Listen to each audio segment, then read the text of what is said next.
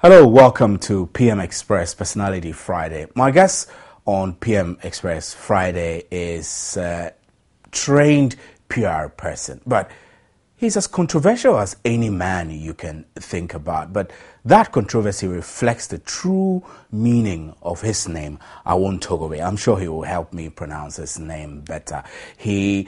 The controversy has cost him promotions in the police service, but it appears that he still remains focused, and he is the current director of the Motor Traffic and Transport Unit of the Ghana Police Service. My guest is ACP Angwubutoge Awuni. It's great to have you, sir, and you better help me pronounce your name correctly so that I don't mash it like all of us journalists have been. Yeah, thank you. My name is Angwubutoge. Oh, I don't know whether I can try to pronounce it. It's not you alone. Almost every radio presenter, every news reader called Awubutoge. I see. And I have accepted it. Yes, we've all accepted it and we try to pronounce it better. But you have been in the service for almost all your life, from the time you graduated from secondary school. What has kept you going and focused in the service all these years?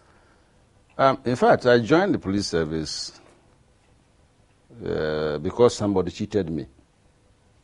I see. That's the beginning of the controversy. Yeah, that's the beginning of the whole thing.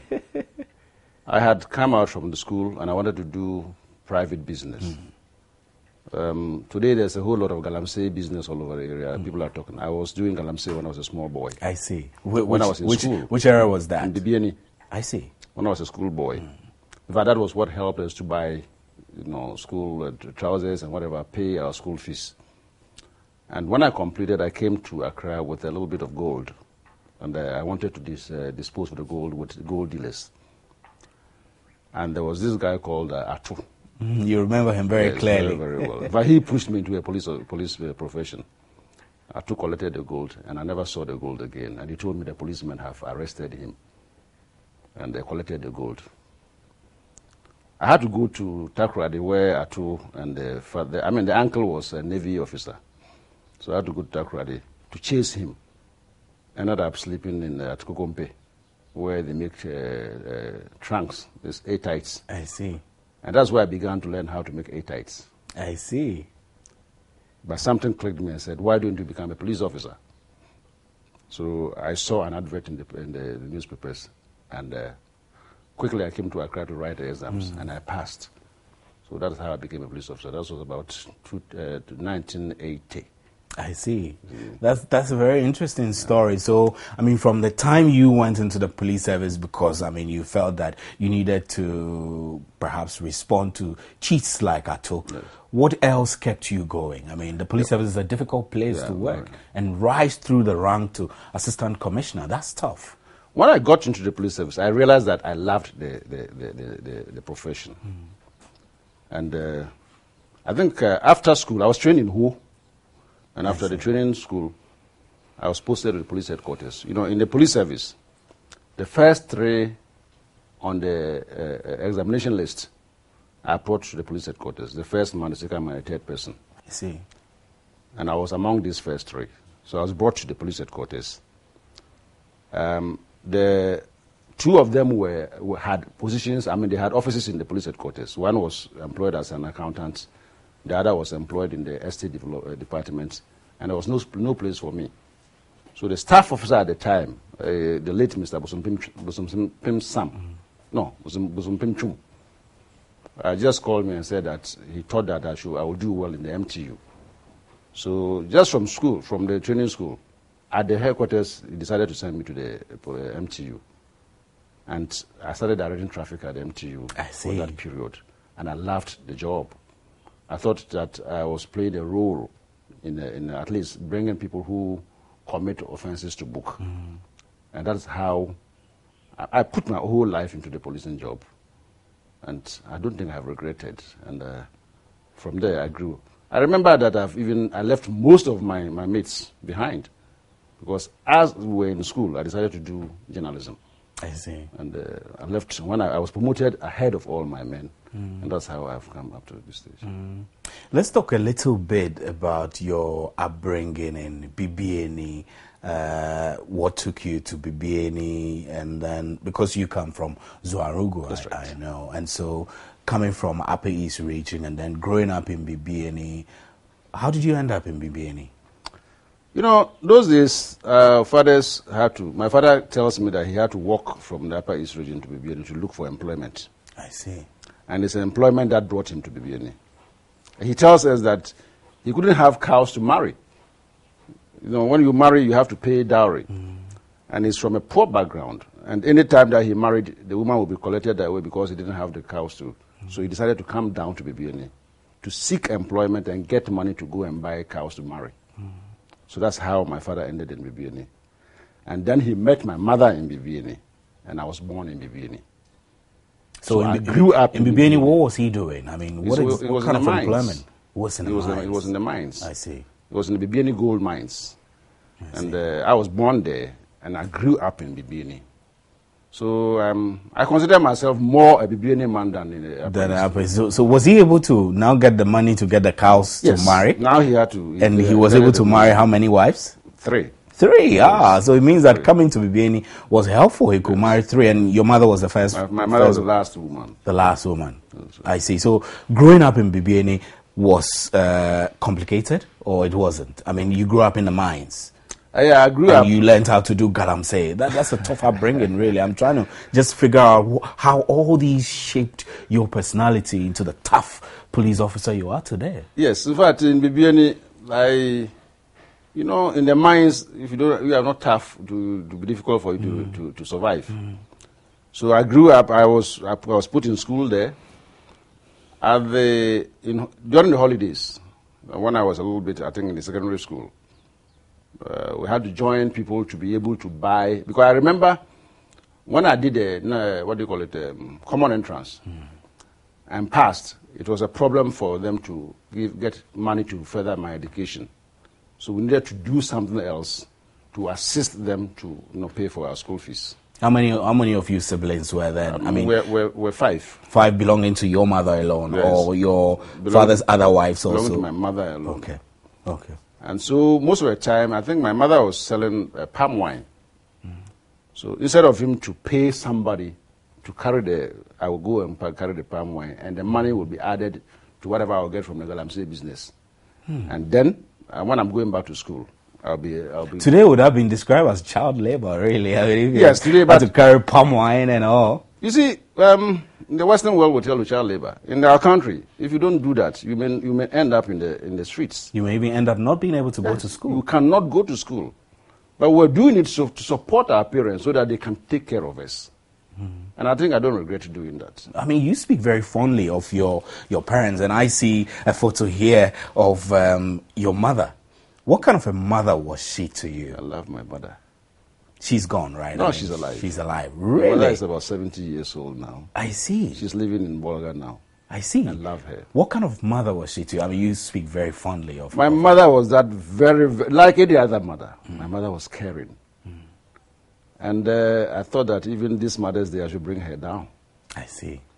This is a woman, even when I was wrong, the woman would tie the cloth around her and come and defend me. I remember one time I misbehaved in school, and I was beaten. And, the stick that was used in whipping me broke and hit my eye, and I got a swollen eye. Oh, dear. I remember my mother carrying me to the classroom. If these days, they would have beaten her up. Yeah. Got to the classroom and asked the teacher why he should beat her son like that. And we had a teacher called Teacher Mensah. He just gave the chalk to my mother, left the classroom, and asked my mother to take up the teaching. Then my mother started hitting me. Come on, uncle.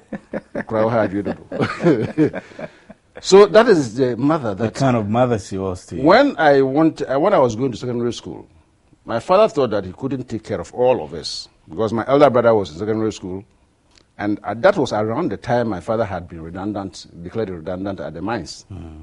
So they had to go into farming. What exactly was he doing in the mines? He was in the boiler. For the redundancy to hit him. He was in the boiler. In the mines, those in the boiler were those who. So he was a handyman. More like a laborer. It's a laborer. At the mines. Yes. They fed the furnace with firewood where the gold is melted. Yeah. So they fed the firewood into the furnace, so that was the job my father was doing. That's a tough job. Very, very tough job. You can imagine the heat. You see. And we had about 3 of the now supposed to be going to secondary school. Yeah. So he thought that he cannot handle all of us. So my father advised that I should go and learn how to sew. And you did? And you did? I did. So you're a tailor? Yes. Interesting. Yes, I did. But my mother realized that I had potential in education. So my mother said, whatever be the case, I should go back to school. That's very lovely of her. Yes, and he encouraged me, supported me to go back to school. And that's how I ended up in secondary school. And he took up the paying of the fee and taking care of me, because my father at that time said he was taking care of my elder brothers, and I could not, he couldn't add me up to it. Other 3 of us would all not go to school. That was mean, right? I mean, because we have thought that if he was looking after your elder brothers, he should look after you also. But at times, so you're going to lose out, really, if it wasn't for your mother. I think I understood my old man. Here's a man, even the so-called pension was never paid him.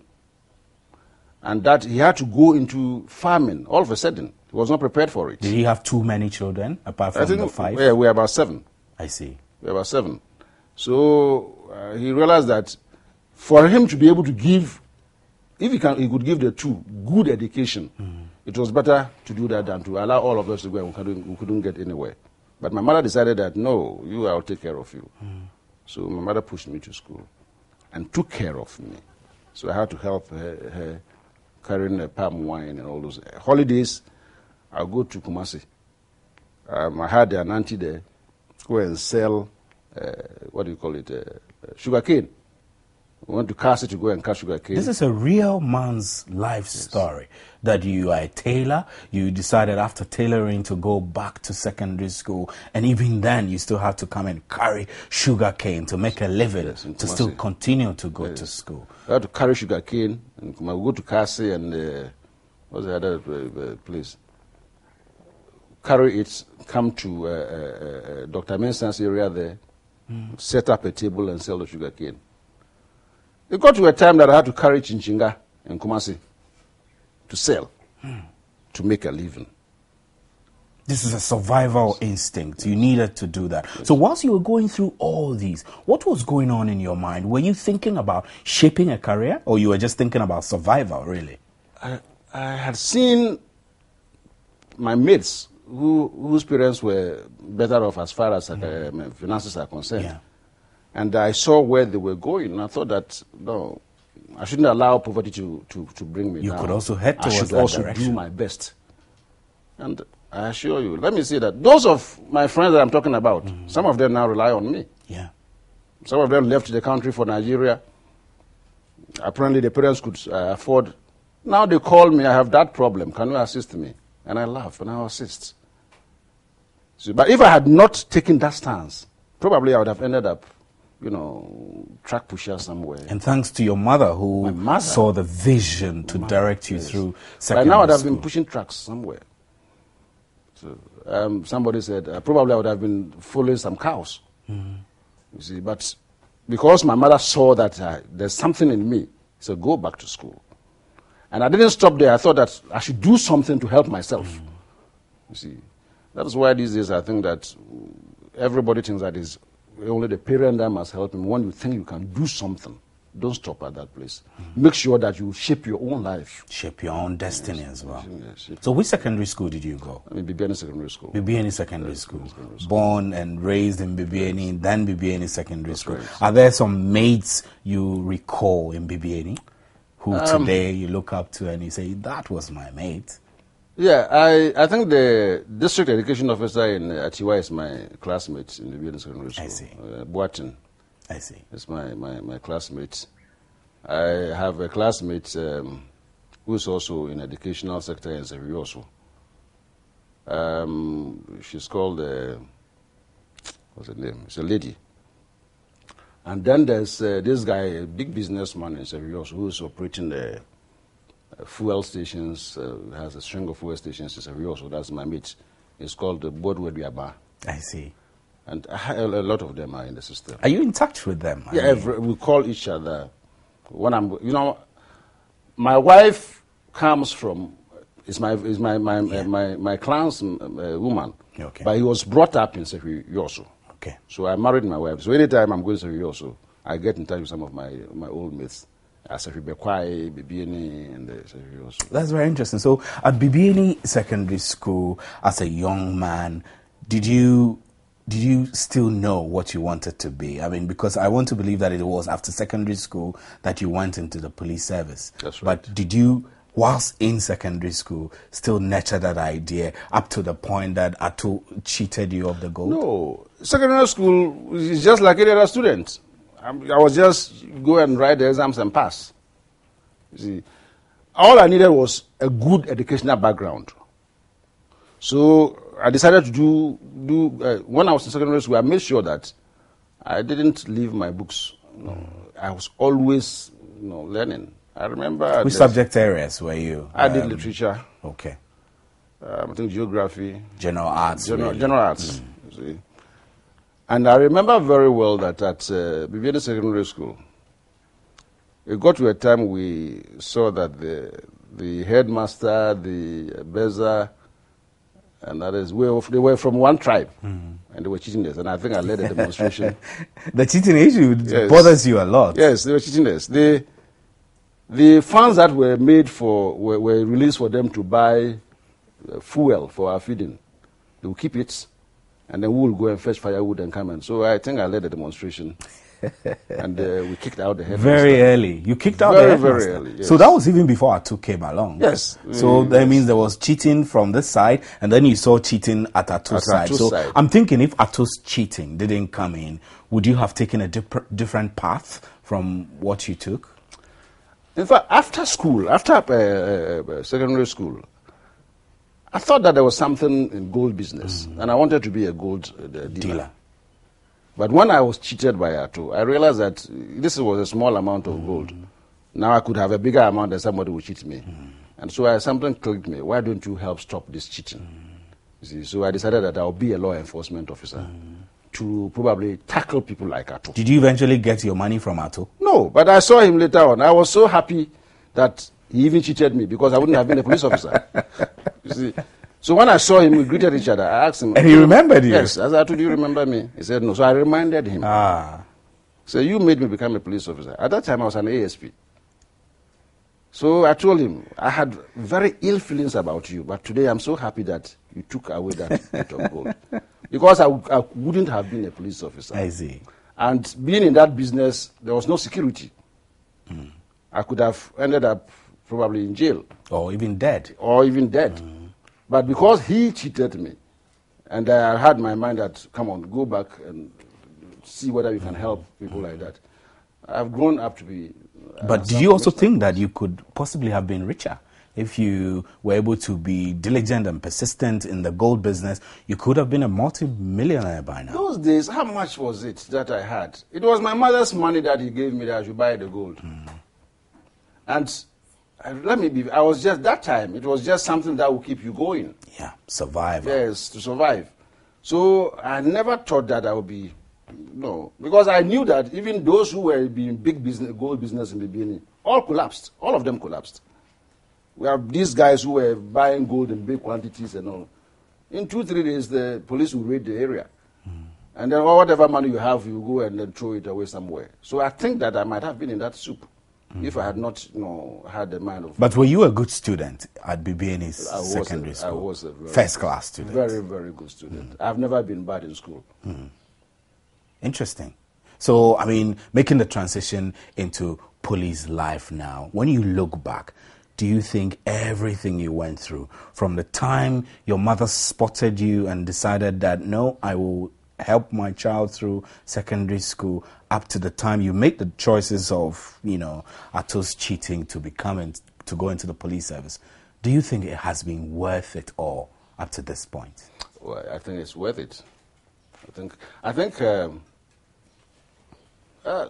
frankly speaking, I don't think what I would have been by now if I had not joined the police service.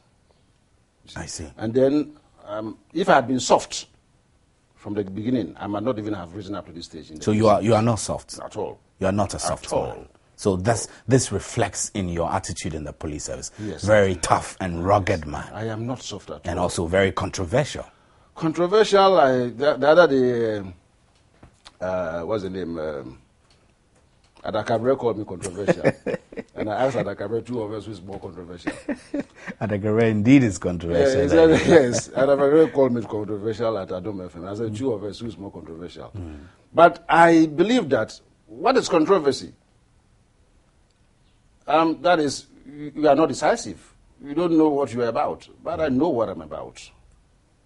And you stick to your guns. I stick to my guns. You speak your mind. I speak my mind. That is the meaning of your name, my actually. name is Speak Your Mind. But how did your father give you such a name? Well, you know, the old man, I don't know. My elder brother, for example, he named him, gave a name to him that was very bad. And he lived that name. Which name was that? Let me know. You've been, so in our language, when they say Anong Jengaya, it means poverty has put you at bay. Really? And that was the name given to my elder brother. And he died very bad. He died a pauper. Very bad. So the name you have is important. Yes. You have that belief, right? It reflects, it makes you act the way that you should act. I believe in that. You believe in that? Yes. Is this a Christian belief? No. I don't very much, follow Christian doctrine. I'm a Christian, yes, but I'm not a fanatic. You're not a fanatic. Yeah, I'm not a fanatic. It means your beliefs, your social beliefs are not necessarily Christian. No. So this is what cultural belief. I mean, for example, my middle name is Mante, which everybody will say Ebiawanti. You know what I mean? But that's not me. That name does not define me. I have refused to let a name like that define my identity. So perhaps your brother could have done better. Yes. But I'm so sad to say that, he lived his name, and I'm living my name.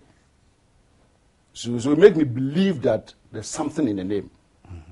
You're proud of your name. Right? Very, very proud.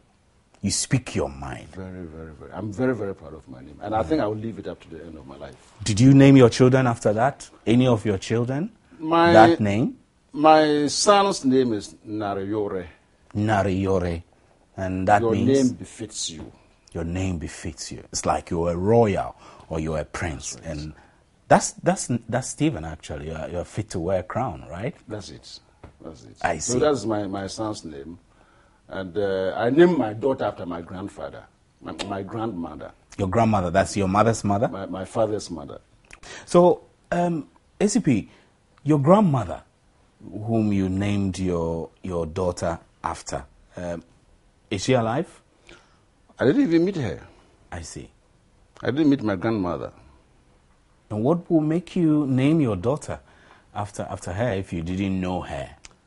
I'm saying that it's because of the influence that my grandmother had on my father, and my father's influence on me. I see. Made me. So why don't I name somebody? Your father spoke to you about the influence he had from his mother. Yes. In fact, my choosing my daughter's name, I did it together with my father. I see. And so he thought that, yes. When I mentioned that, talked about how I appreciate my relationship with my father, so he said I should give thanks to her mother. I see. So I decided that why don't we name the child after the mother? And so then he agreed. And then, of course, he also named you a name which you have been living. But don't you feel that sometimes living up to your name becomes problematic, and that there are times you should learn to shut up, really? Frankly, when I act, I don't consider that my name is like that. I see. It's by impulse. At times I act before I realize that I acted as my name is. When I see that things need to be reacted to, straight ahead I go ahead and react. I don't think of whether my name should influence me. And I get the impression that you react like that when you know for certain that you are right. Yes, if I'm wrong, I will never act. You see, I weigh my actions very well. If I'm right, whatever you do, I'll act. Especially when my action will save a situation, where human beings are involved, where a group of people's lives are going to be, I will speak my mind. Because I know that it is going to have a positive impact. I weigh whatever I do before I act. So I never do things and say, oh, I didn't know that it would be like that. No. When I come back to apologize to you, I'm deliberately apologizing. But just I act, so that you keep the peace. But I act when I know that I'm right. Right, my name is Stephen Anti, and you are watching PM Express Personality Friday with ACP Angwubutoge Awuni. And we'll take a break. We'll be right back. And the man who speaks his mind will walk us through the remaining part of his professional career and perhaps tell us whether indeed he is controversial or not. We'll be right back.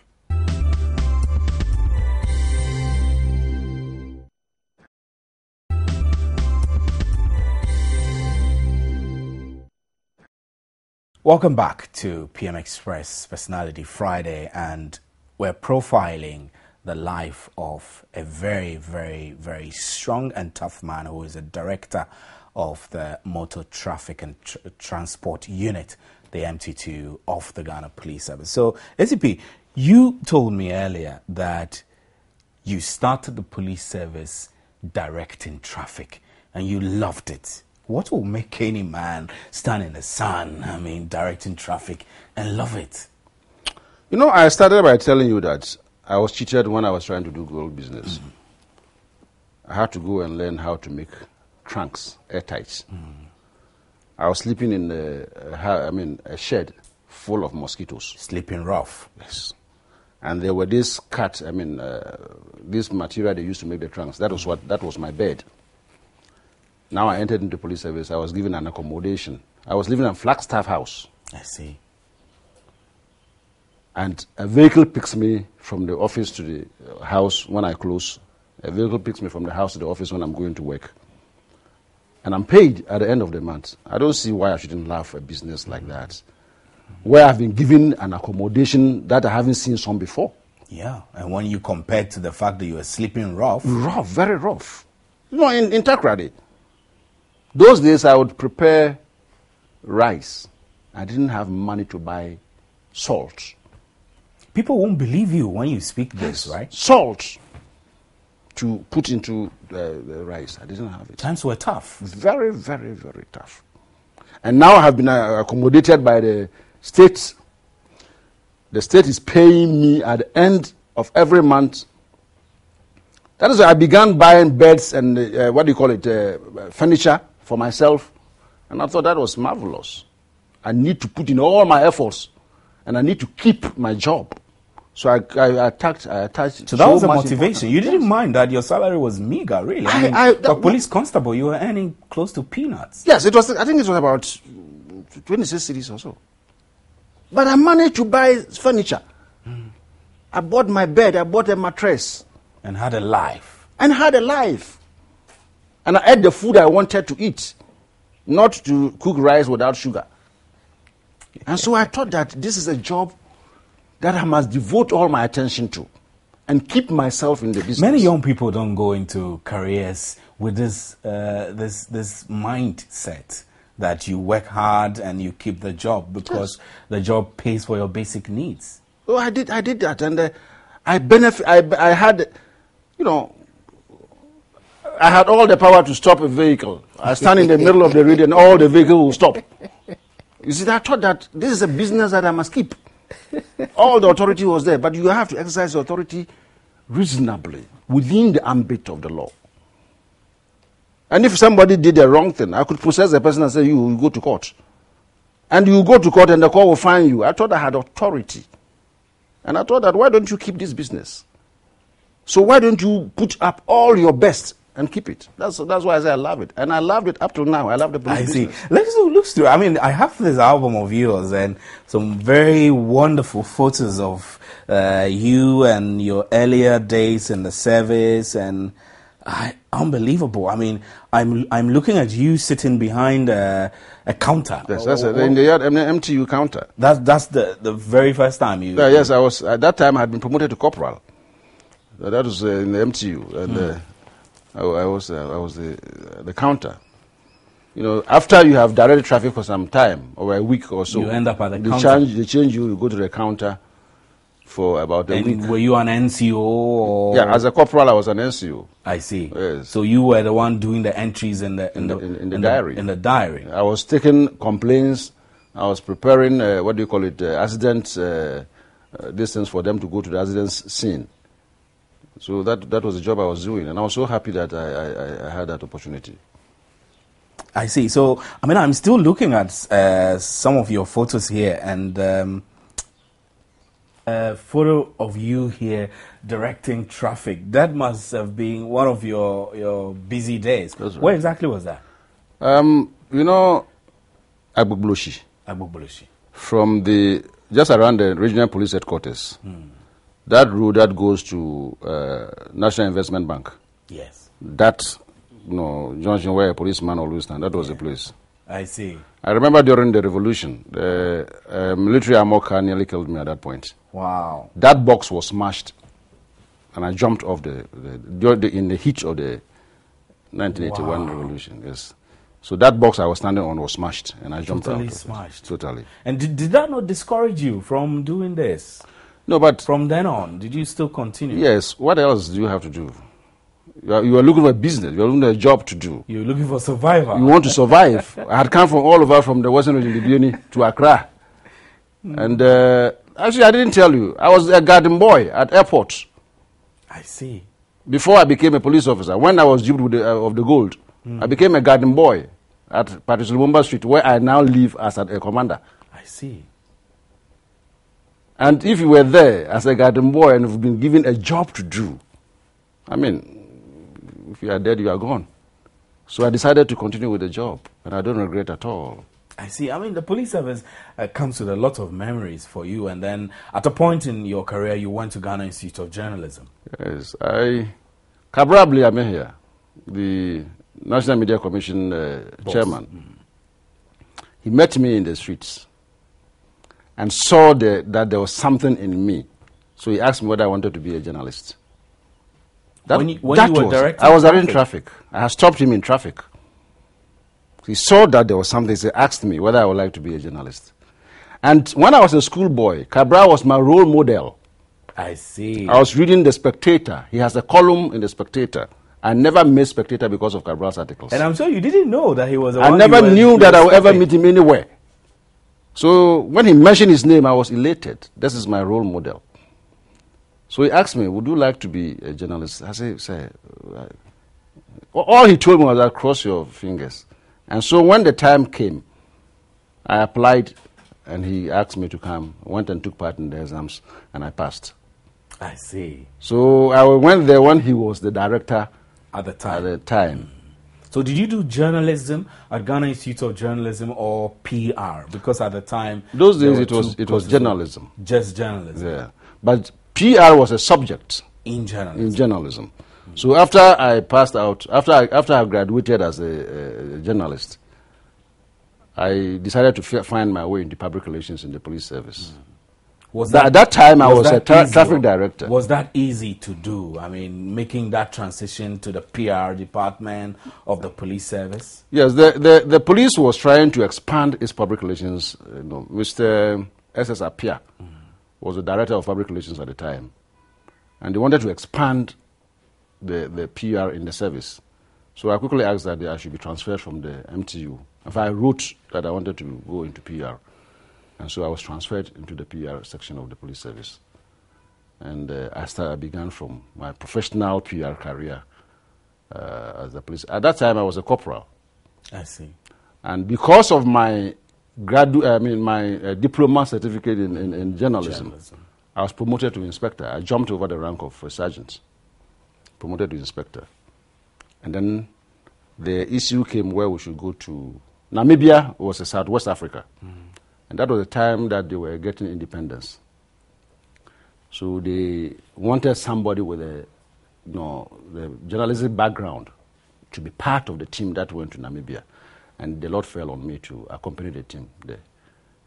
So I went there. When I came back, I wrote exams for police college, had access to the police college, came out as an officer and continued with my profession as PR in the police headquarters. Let's talk about progression of your career through the ranks of the police service. I mean, knowing the kind of person you are, I started earlier by asking you whether you describe yourself as controversial or not. But the tough stance you've kept in the police service, has that made it easy or difficult for you to progress through the ranks? It's not. It hasn't been that easy. But I learned from the school that you need to be assertive. You need to assert yourself when you think that. And that is what I kept at the back of my mind. From the Institute of Journalism, like I said, I was a corporal at MTU. So I applied to go to police headquarters. And when they sent me there, the policy guidelines were such that anybody who held O level must be promoted a corporal. Somebody who held diploma and above, inspector. So I had the privilege, I was promoted to inspector. And then when I left for UN mission, I think in 1989, there was exams to be written. So I came back home and took part in the exams. That was when Mr. G.Y.A. Kofi was the IGP. And that was his first intake as the IGP. I see. And all along, people were talking about there was corruption in the intake of police college things. But he thought that he should be the first man to be told that he has not compromised. So those of us who had the genuine, who were, people who really wrote the exams and knew what we had written and passed, nobody could stop us. That's how I got an admission to the police college. I see. And from the police college, every 3 years you have to, you go through some in-service training and you have to be promoted. So that's how I kept growing.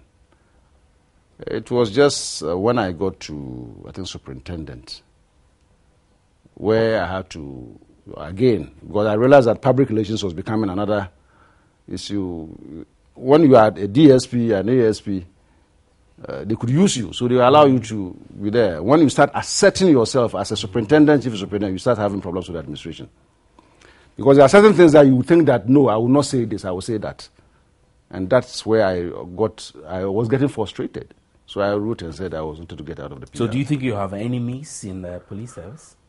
You've made enemies for yourself? A lot. Because of this back and forth? Yes. People think, oh, he's too troublesome. Oh, he thinks that he's the only police officer. Oh, he doesn't take advice. Oh, he doesn't respect. I remember that. But is it really you? There's perception. People look at you for one reason or the other. Decide to say that you are this, you are that. But I have decided that, as far as I believe that what I'm doing is right. When I'm wrong, I'm prepared to apologize. If I'm wrong and I apologize, you won't take it. You can discipline me. I don't care. Because I would have done what I thought is right. But do you think this assertiveness possibly could have maybe stalled your smooth promotion through the ranks? The only problem I had, as far as promotion is concerned, is where they were supposed to promote regional commanders. And I had been a regional commander in Tamale before. And I had been brought to Accra as a national MTU commander. And that is where they promoted regional commanders, some of whom were my juniors. Yeah. And I was not promoted. That is where I took exception to. And what rank would that have been? I should have been a deputy commissioner, if really the. But I raised the issue with the authority that if you were talking about regional commanders, I qualified as a regional commander. But what was the difference between assistant commissioner and a district? A deputy commissioner is one step ahead of assistant commissioner. I see. In fact, I would have preferred being a deputy commissioner than being a director. I see. That the deputy commissioner comes with money. Okay. But your salary is increased. But director doesn't. The director, so I would have head of a unit. Yeah, head of a unit. There's no allowances attached to that. But this is not as a result of your being too assertive? No. I think that, you see... Or stepping on wrong toes. I mean, typical of the public relations department of the police service, a lot of things go on. I have stepped on a lot of toes. which from the onset, people will, oh, he's like, but when they reflect, they get to know that what I did was right. I remember there was a press release that was written at the police headquarters by the big people, and they came and dumped it on my desk to sign. I refused to sign because I told them I'm not an illiterate. And I was a professional man. I needed to write it for you too, but not you the other way around. And if you need anything at all, we need to sit down together, put our heads together. But later, I remember Mr. J.Y. Kofi said it some time ago. That man is good, but his temper. Is it temper you have? That's what he or said. Or is just speaking your mind he said his that temper. you have? He said he's good. He mentioned it somewhere else. You see, a few of them acknowledged the fact that, yes, no. I'm told even that there were occasions where my big boss had defended me. They said, that is the man. You know, he doesn't, it's not that he deliberately wants to, no, but that is him. When he thinks he's right, he will make sure that he's given what is due. You see. So somewhere initially people say, oh, he's like that. But they will reflect and realize that, no, I didn't mean any harm. I thought that what was right should go on. So I wouldn't per se say that, no, people took, no. There are a few of them who thought that he's too known, the language in the police service. Too known. It's too known. But you were recently described in the media as a walking time bomb. This has got a lot to do with your being described as too known, right? That was very, very unfortunate. And you see, that walking time bomb thing, it's apparently somebody who wanted to take my land. And I refused. He came and pulled a gun in my house. And I pulled a gun. And so he went around to say that I've stolen his land. And you know, some of the media personnel, I'm aware. You yourself being a journalist, yes, I'm aware. Sometimes. Some of them, at times, just go and bribe him. And he will paint somebody very black. So I remember it was Ken Crunchy's paper. And I've had an issue with Ken Crunchy's paper when I was a commander at Nima. And so quickly he decided that, oh, I've had the man. Let us go ahead and write these things about it. Quite recently he wrote about somebody, a retired officer's picture was put in Kwankwan's picture, and my photograph was there that he's collecting bribe. If somebody is collecting bribe in Kumasi, what does my picture do there? You see, but I took it. I remember that time. I threatened to take him to court. The IGP at the time, the woman, what's the name? Mills Robertson. He called me and said, but you are part of them, so why are you sending him to court? So they dissuaded me from going to court. Currently, I thought that I should send Ken to court. Because a civilian somewhere picks money, then you put my picture there. What are you trying to do? Tarnishing your reputation. Tarnishing my reputation. There was an occasion where another paper, this same guy who came and pulled a gun, went and told lies. And the paper came in and wrote added a lot of the Herald. Wrote a lot of things about me, which were not true. So when I called the editor, he had to apologize. And then, instead of him coming out with my side of it, decided to, perform surgery on my side of the story. But like I'm saying, I have been with the media for a long time. So I just say that, well, people know who I am. If I'm bad, people know that I'm bad. If I'm good, people know I'm good. So I take it that is part of my Let's talk a little about corruption in the police service. I mean, with your assertiveness and a man who speaks your mind, what is your assessment of the level of institutional corruption in the service? I think when the Ghana, Transparency Initiative came out, they mentioned the police as about the third most corrupt institution in the country. And subsequent to that, a few surveys that I've made had put the police at a very high levels of corruption. I do not want to dispute that the police is corrupt. The police service is made up of human beings. It's a human institution. And I'm always saying that corruption does not take place in one man's room. It's between two people. Yeah. I am of the full view that the Ghanaian society is corrupt itself. And the people of the policemen are picked from the society. And it is the same people who corrupt the policemen there. Have you ever seen a policeman put his hand in somebody's pocket before? No. No. You give. And definitely you will get a willing hand to take. I think if we want to tackle corruption, institutional corruption, it must be holistic. If you keep on citing one institution and you are not doing anything with the other. When you say holistic, I mean exactly how? No, the Ghanaian must be made to know that it is wrong to pay your way out. Mm-hmm. In the police service, for example, I remember there was this guy from the Aegis department who taught me in evidence. Mm-hmm. He's dead by now. Then the issue of corruption came when we were doing class. We were in the class at the police college. Mm-hmm. What he said, well, you people, you stop one vehicle and 10 people are on the vehicle. So 20 eyes are looking at you and you collect 2 cedis. He sits on top of his office, pulls a remote control, opens his car boot, and they'll go and put the money there. So nobody sees it. That is not corruption. You see, we got to fight it. Everybody must be on board. Instead of pointing fingers at one. The Ghana Police Service is doing its bit.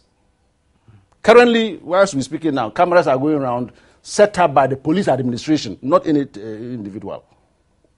People are being punished. People are being tried for the offenses. If you are found culpable, you'll be dismissed. But who corrupts the policeman? The Ghanaian. The citizens corrupt the citizens. The police. So I have a big problem when one side of the coin is always portrayed to be corrupt. It's somebody else corrupt, the police officer. The Ghanaian must be up and doing and know that if you commit this offense, you get prepared to go to court. If you commit the offense, forget about the fact that you know a minister somewhere who should intercede. Forget about the fact that you know a chief somewhere who will intercede. Because that is fertile ground to breed corruption. If we want to tackle the institution alone, the police service or customs, we'll be joking. That is my candid opinion. As director of the MTTU, these issues must be things you confront every day, right? Do they get to you? The issue of corruption and police officers extorting money from people. Like I told you, a lot. I mean, that's what I'm trying to. You see, the most difficult aspect of it is that those of the people who claim corruption refuse to even come to give evidence.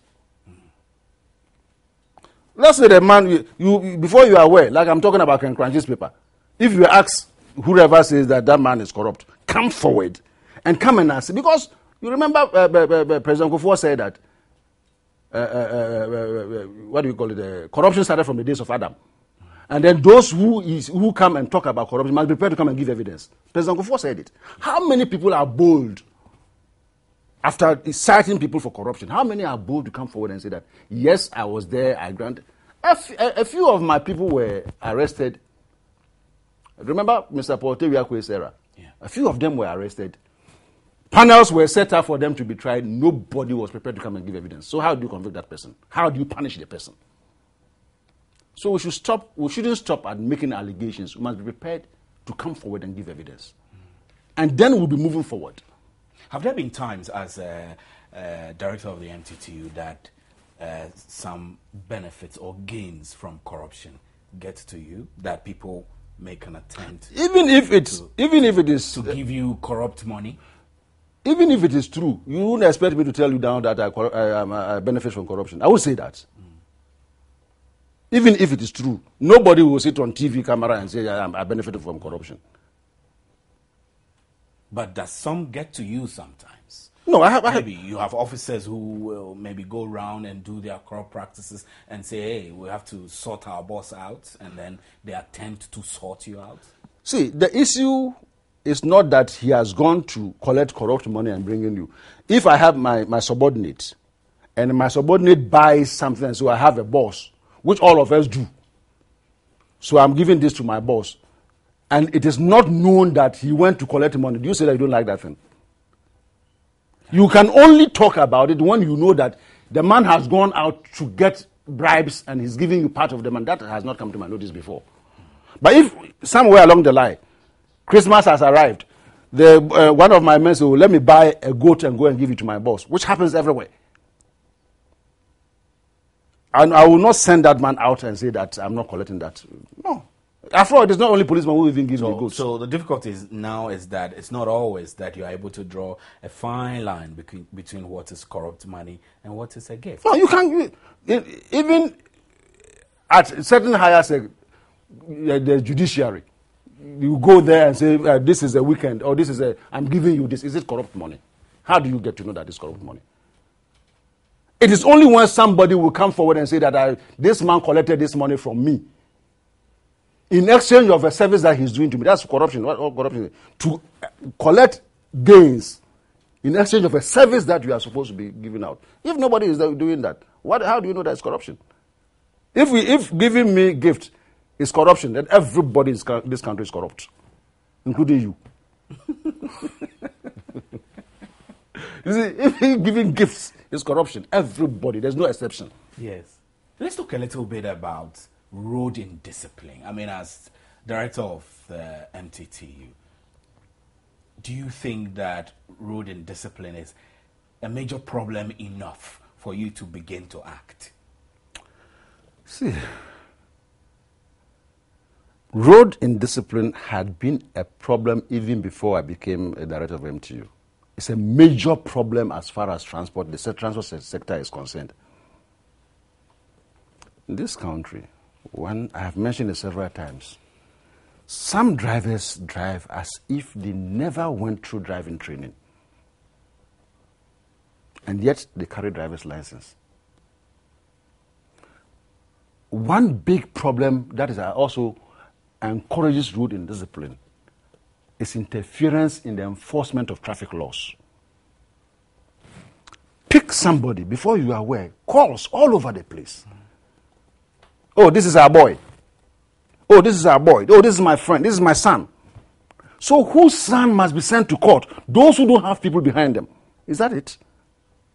And so immediately they call in and you say no. Then they tag you. I have had occasion to tear people's complimentary cars into pieces. Just before that, because I thought that the man must be made to go through the due process of the law.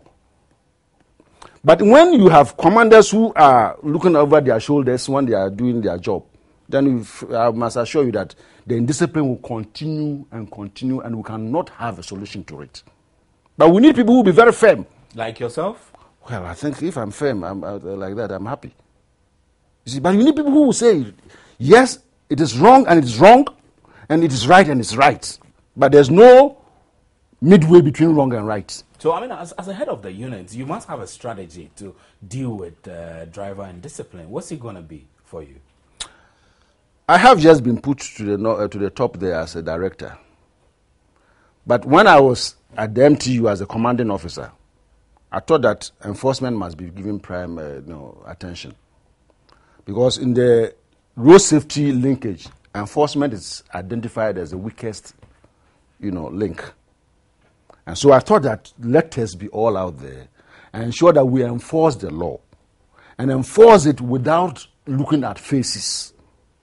That is what I thought that we should be doing. Are you doing that? Yes, I can tell you that, yes, we are on track.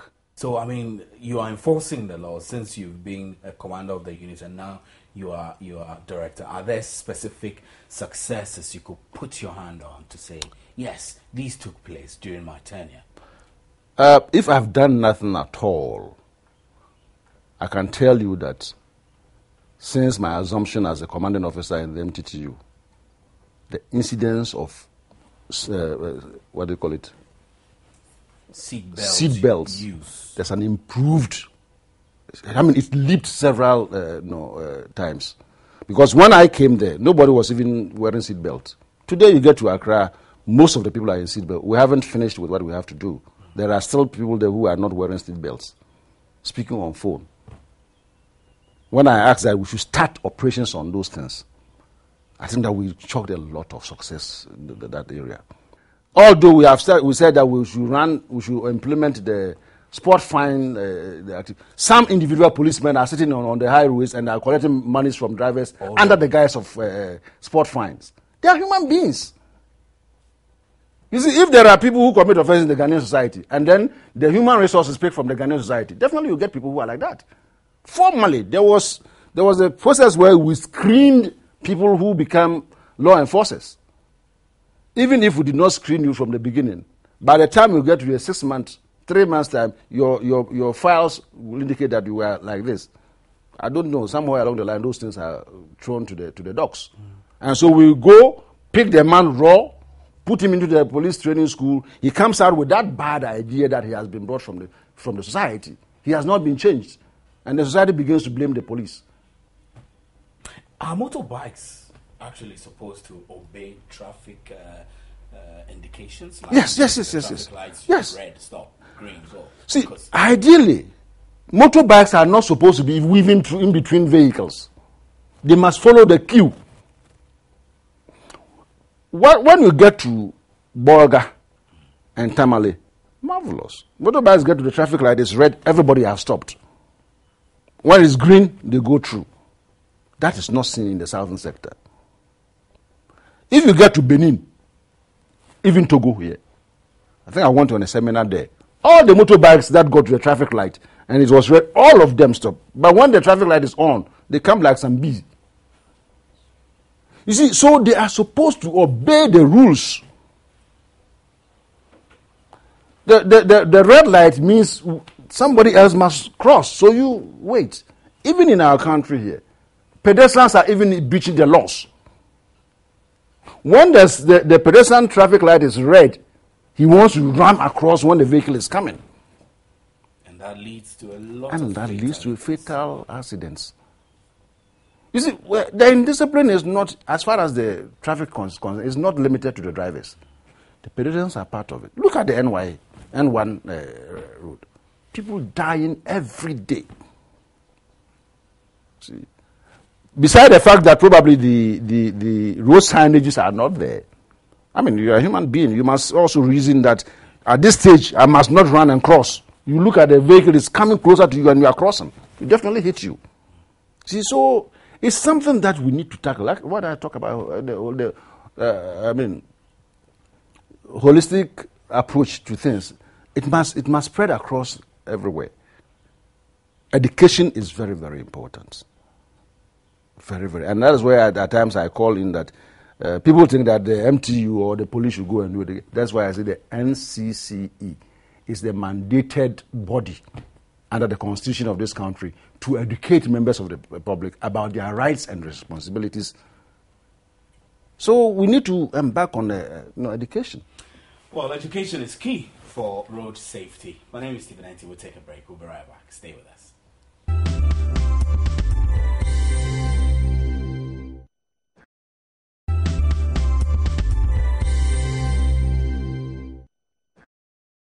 Welcome back to PM Express Personality Friday, and my guest is ACP Awuni. So, ACP Awuni, let's talk about a little about the Galamsey issue currently. I mean, because you have had an experience working in an area where you depended on small-scale mining.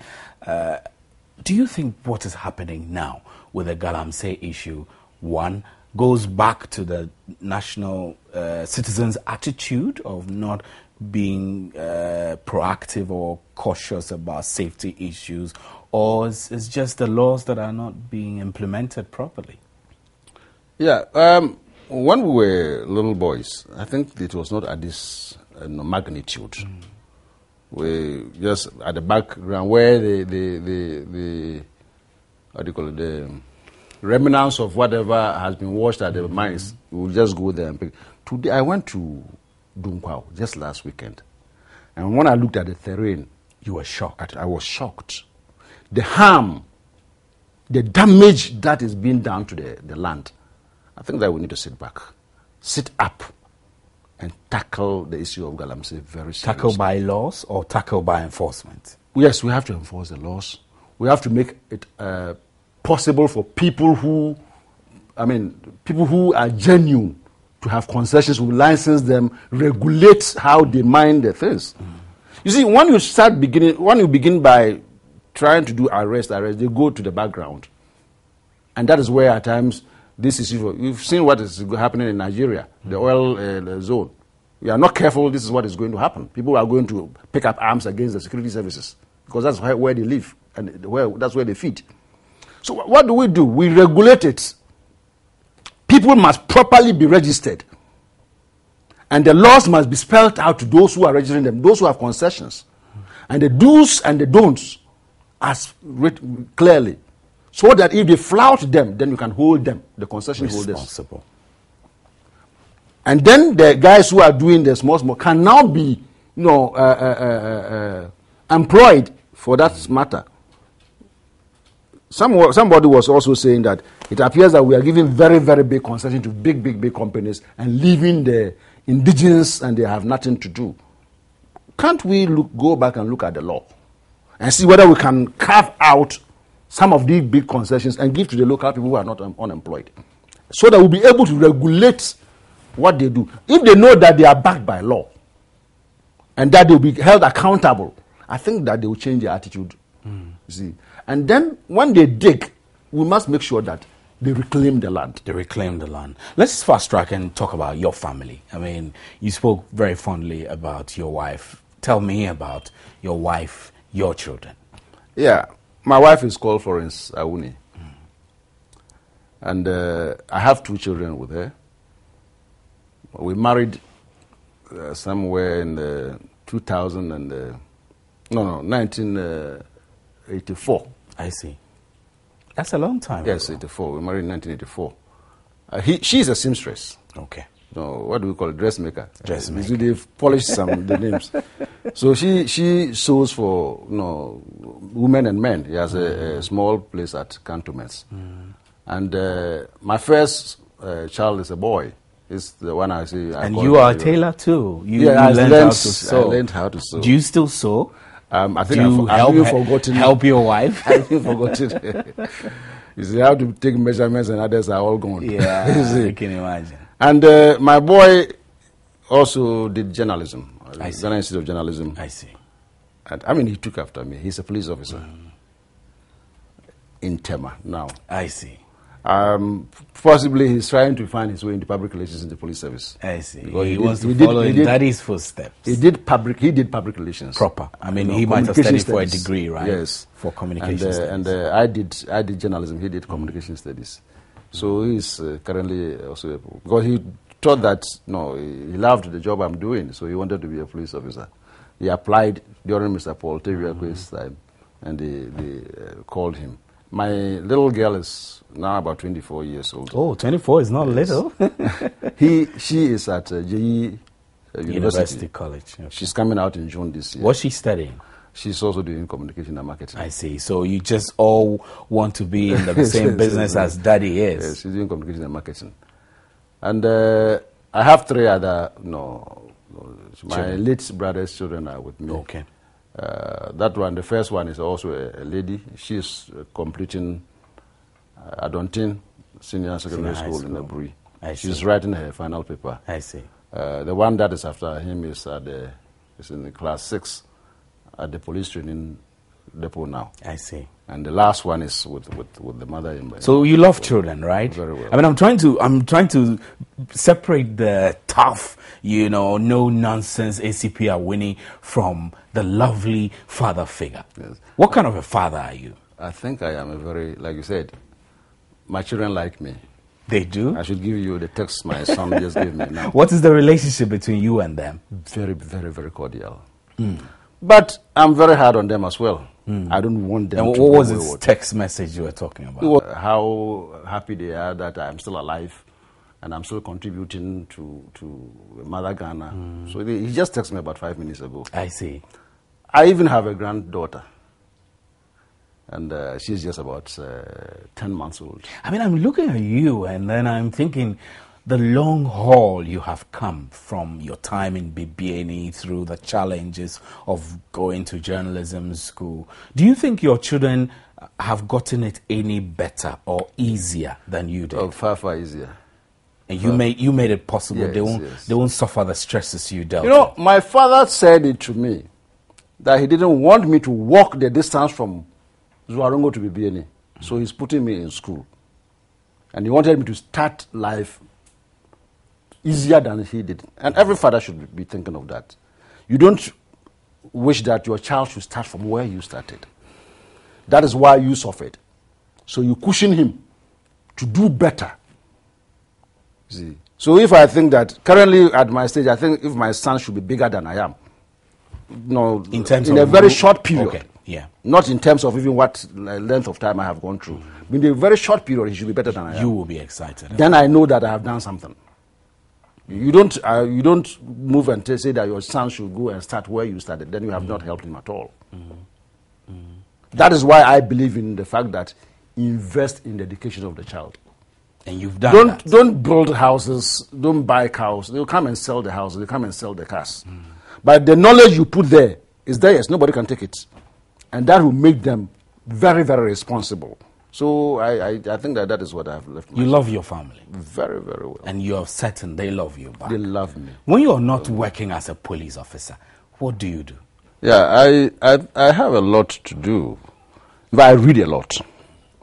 And I read about law enforcement. And at the weekends, for example, I like going to the beach with my family, where I go and relax. And I also have some guinea fowls in this house. I see. This time around, they fly out and they come in. So I attend to the guinea fowls. This is what my father taught me when I was a small boy. So it hasn't gone out of my mind. Guinea fowls, goats, and sheep. I look after them when I'm free. So these are some of the things that I do in my leisure time. You see, it's been my long cherished hope that law enforcement should be have no regards for individuals. And all over, I thought that what the law says about A should apply to B, irrespective of whatever your position is. And I think if I'm able to let policemen act that way, so that we don't discriminate in the enforcement of law, I think that we'll be moving this country forward. And that's what I think I should be remembered for.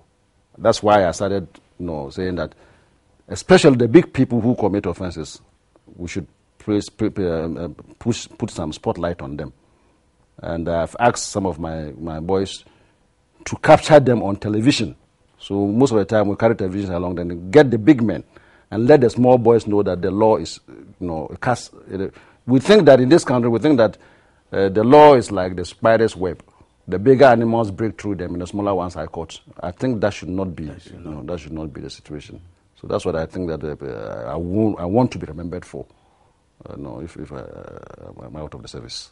Well, thank you very much, ACP Awuni, and you've been watching ACP Awuni, who is the director of the Police MTTU, having a chat with me on PM Express Personality Friday. Thank you for staying with us.